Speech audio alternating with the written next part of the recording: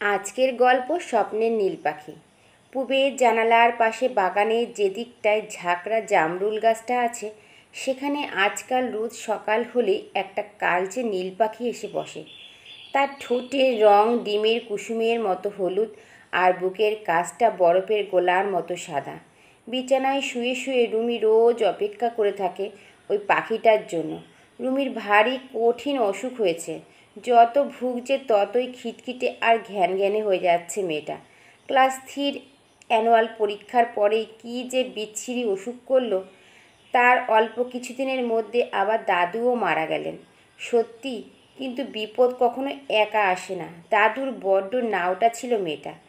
এমন অদ্ভুত, এখন একেবারে দাদুর নাম পর্যন্ত করে না।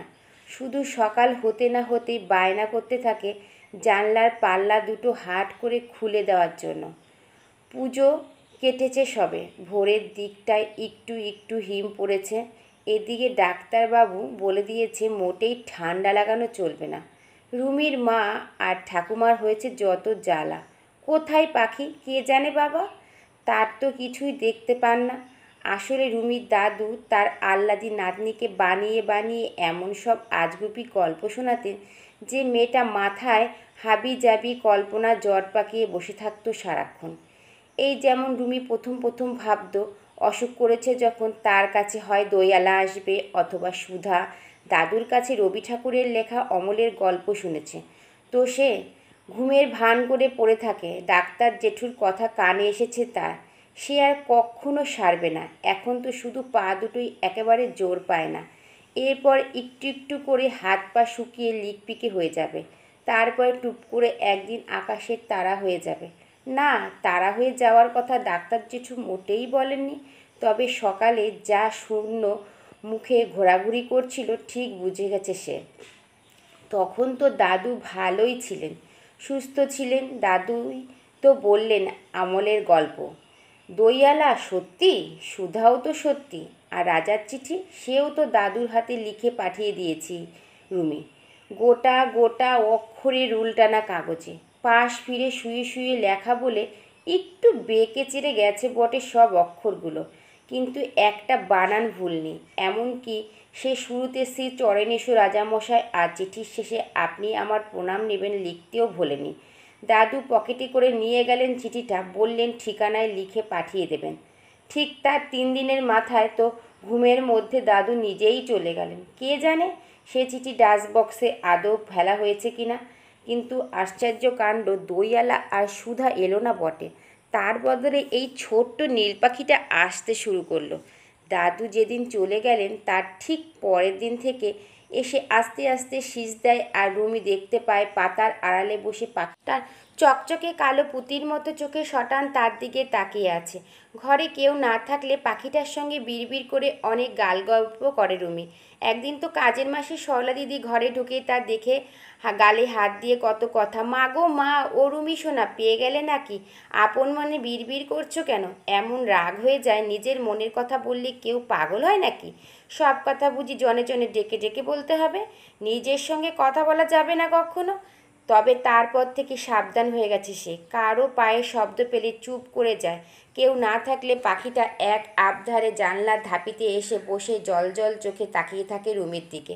সন্ধে নামে যেই ফুরুত করে উড়ে গিয়ে হারিয়ে যায় ঘন সবুজ পাতার পর্দার আড়ালে। রুমির এখন আর একা লাগে না। রাতে তার স্বপ্নে দাদু থাকেন, আর দিনের বেলায় নীল পাখি। ডাক্তার মোহিত সান্যাল এত বড় বাড়ির প্রায় সদস্য বললেই চলে। বহু বছর তিনি এদের পারিবারিক চিকিৎসক, চেষ্টা তো কোনো ত্রুটিই করছেন না, কিন্তু কিছুতেই রুমি সেরে উঠছে না। প্রায় বছর ঘুরতে চলল, এখনও তার অবস্থা ঠিক আগের মতোই। অবশ্যই একটা ভরসার কথা যে নতুন করে তেমন অবনতি হয়নি।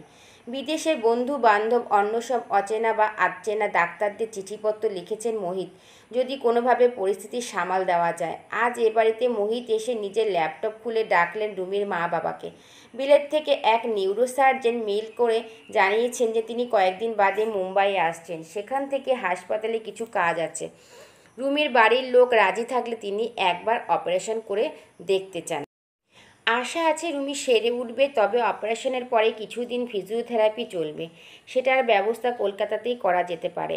আরও আশ্চর্যের ব্যাপার হলো ইনি রুমিদের সম্বন্ধে কিছু কিছু কথা জিজ্ঞেস করেছিলেন। সেই প্রসঙ্গে জানতে পারা গেছে রুমির দাদুর অনেক পুরনো ছাত্র ইনি। বিলেতে পড়াশোনা করতো, যাওয়ার সময় রুমির দাদু নাকি নিজের বিয়েতে পাওয়া সোনার হাতঘড়িটি বিক্রি করে কৃতী ছাত্রের বিলেতে যাওয়ার খরচ দেন। তারপর যা হয়, প্রথম দিকে বেশ কয়েক বছর যোগাযোগ ছিল, তারপর রুমি 2-3 বার বাসা বদল করে। দাদুও অবসর নেন, ডাক্তারবাবু ও দেশে আসা কমতে কমতে একেবারে বন্ধ হয়ে যায় এবং যোগাযোগের সুতো ছিঁড়ে যায়।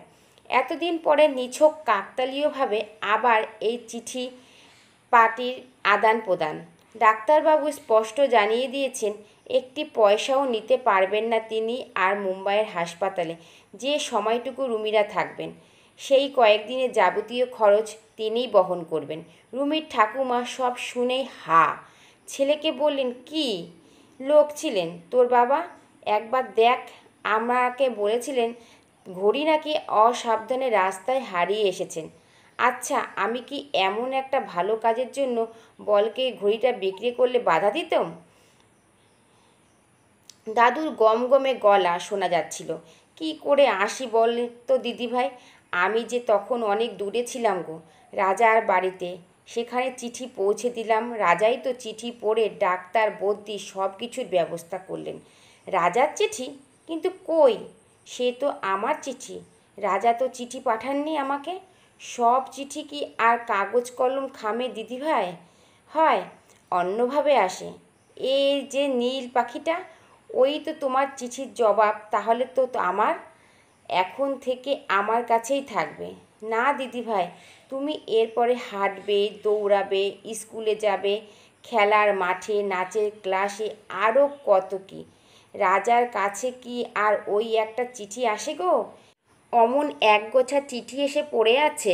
পাখির ঠোঁটে দেখেছো একটা ফিকে নীল কাগজের টুকরো? ও মা, দাদুভাই, সত্যিই তো, গায়ের রঙের সঙ্গে কি মানিয়েছে ওটা। ওটা কি? কাল ভোরবেলা যেখানে যেতে হবে ওকে, সেই ঠিকানায় লেখা আছে। এতদিন তোমার কাছে তোমার জন্য এখানে ছিল, কাল থেকে অন্য কোথাও, অন্য কোনো রুমি আর অন্য কোনো অনি, চিনু, বাবলির কাছে। আর তুমিও আসবে না আর আমার কাছে? রোজ তো আসতে পারবো না দিদিভাই, আমি যে এখন রাজার ডাক হরকরা পাখিটাকে পৌঁছে দিতে হবে পরের ঠিকানায়, কিছুদিন পরে আবার অন্য কোনো ঠিকানায়। পরের দিন ভোরে যখন রুমির মা পুবের জানালার পাল্লা দুটো খুলে দিলেন, রুমি দেখলো পাখিটা কেমন ঘন নীল ডানা জোড়া ছড়িয়ে দিয়েছে দুপাশে। একটু পরেই কেমন আলগোছে শূন্য ভাসিয়ে দিল ছোট্ট নরম শরীর। উড়ে যাচ্ছে উড়ে যাচ্ছে। রুমি জানে ওর ঠোঁটে এখন ওই ফিকে নীল চিরকুটটা আর নেই, ওটা এখন দাদুর জিম্মায়।